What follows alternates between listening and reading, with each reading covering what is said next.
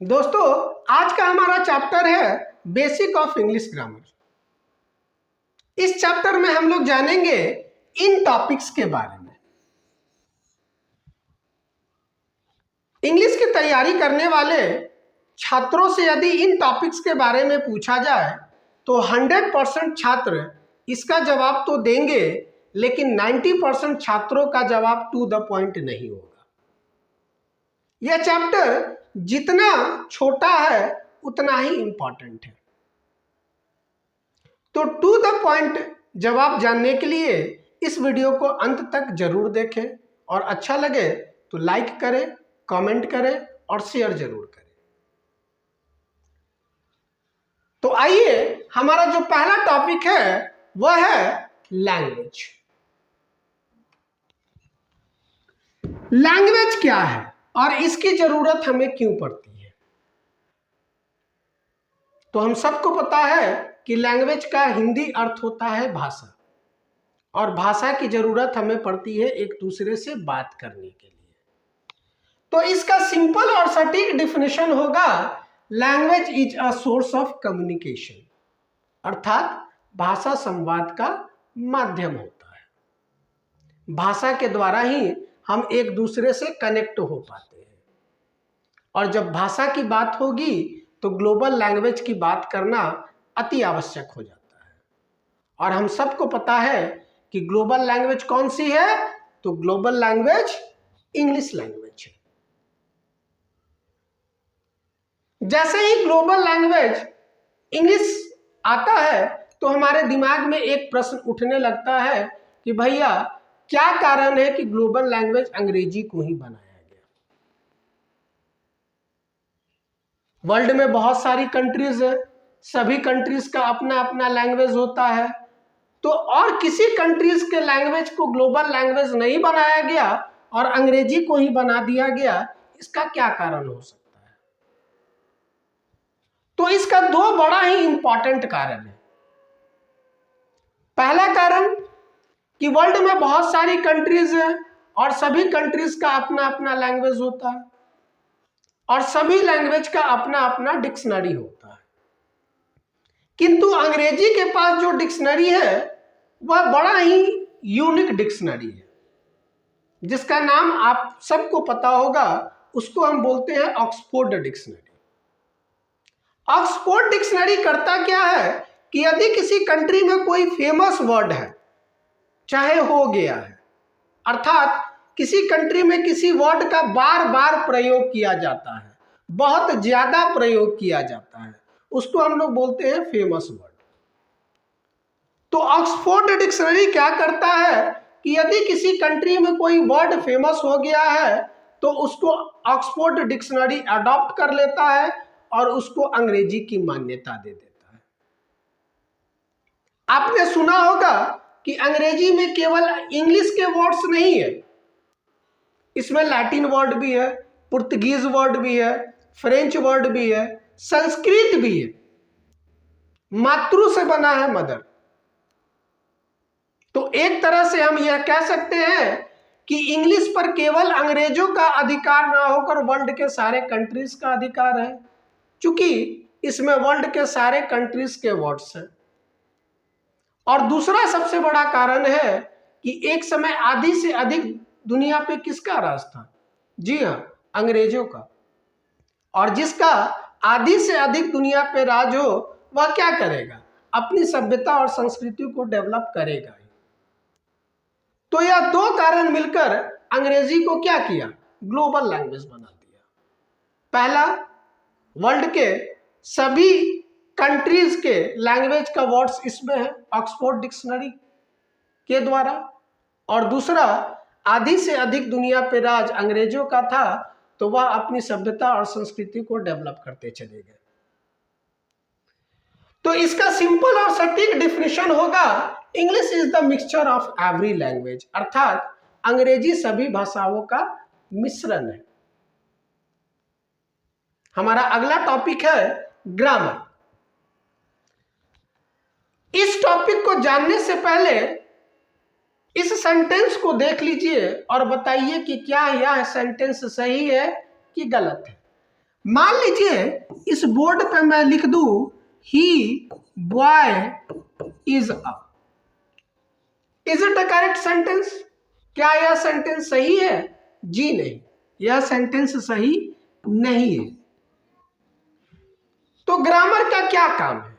Grammar करता क्या है? तो ग्रामर का काम है सेंटेंस में वर्ड्स के क्रम को सिस्टमैटिक करना। ग्रामर कहता है कि किसी भी सेंटेंस में आप सब्जेक्ट को लिखिए पहले, उसके बाद वर्ब, उसके बाद ऑब्जेक्ट या कॉम्प्लीमेंट को। जैसे ही बॉय इज न हो के यह होगा ही इज अ बॉय।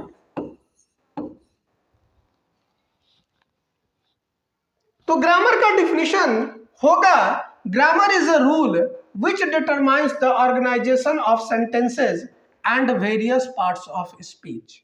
अर्थात ग्रामर एक नियम है जो सेंटेंस के क्रम को या पार्ट्स ऑफ स्पीच के क्रम को सिस्टमैटिक करता है, व्यवस्थित करता है। हमारा अगला टॉपिक है अल्फाबेट। हम सबको अल्फाबेट से डेली पाला पड़ता है। 2013 के यूपीएससी या किसी एग्जामिनेशन में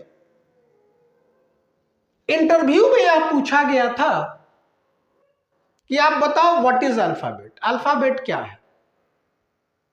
अगर यही सवाल मैं आपसे पूछूं तो आप बोलिएगा ABCDEF, ये अल्फाबेट है। जी नहीं, ये एग्जांपल्स हुआ। अल्फाबेट का डेफिनेशन बताइए। तो अल्फाबेट का सिंपल डेफिनेशन होता है it is the smallest unit of English. इसको इस तरह से समझिए, मान लीजिए इस बोर्ड पे एक वर्ड मैंने लिख दिया बॉय और इसको चीर फाड़ कर अलग अलग कर दो, तो हमें सबसे छोटा लेटर कौन सा प्राप्त होगा? अल्फाबेट। किसी भी वर्ड को यदि अलग अलग पार्ट्स में कर दिया जाए तो सबसे छोटा पार्ट जो प्राप्त होगा उसे हम कहते हैं अल्फाबेट। तो हम यह बोल सकते हैं कि the smallest part of English is called alphabet. और आपको पता है कि अंग्रेजी को भी, अल्फाबेट को भी दो पार्ट्स में बांटा गया है। पहले को हम बोलते हैं वॉवेल और दूसरे को हम बोलते हैं कॉन्सोनेंट। AEIOU को हम बोलते हैं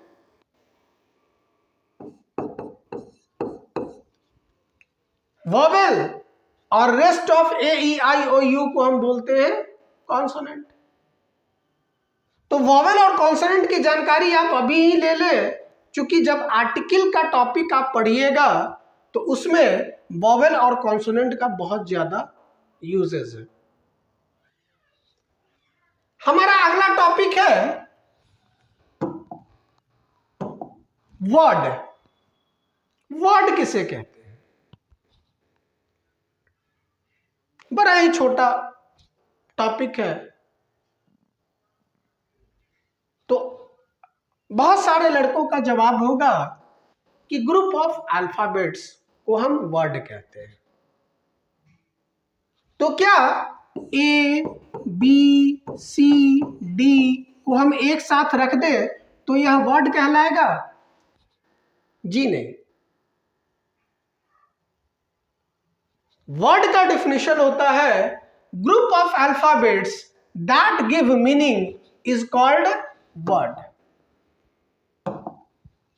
अर्थात अल्फाबेट का वैसा संयोग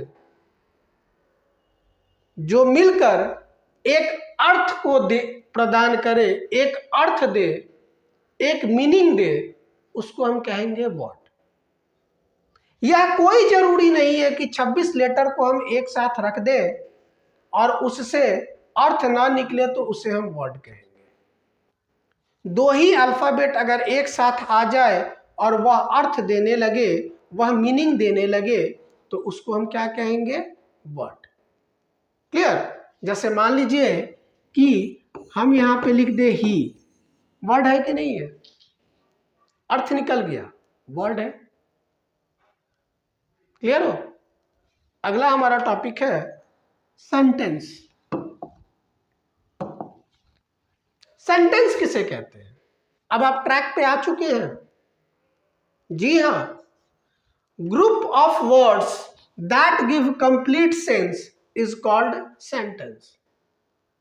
अर्थात शब्दों का वैसा समूह जो अर्थ दे, जो मीनिंग दे, जो सेंस दे, उसे हम क्या कहेंगे?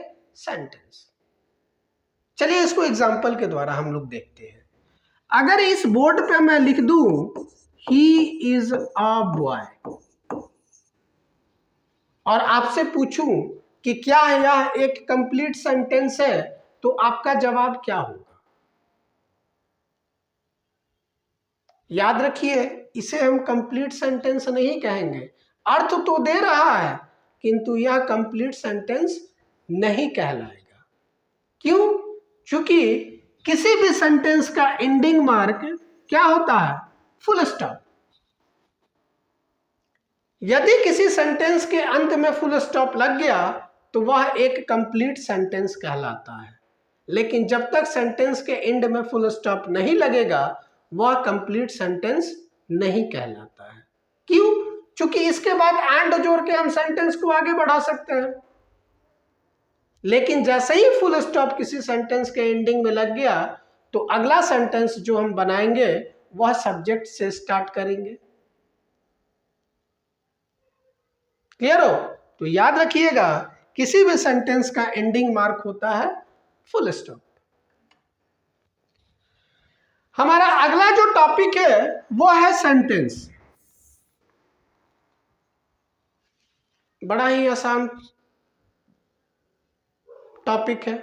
इसके डिफिनेशन को तो हम लोग जान ही चुके हैं कि group of words that give complete sense is called sentence. और सेंटेंस के कितने पार्ट होते हैं?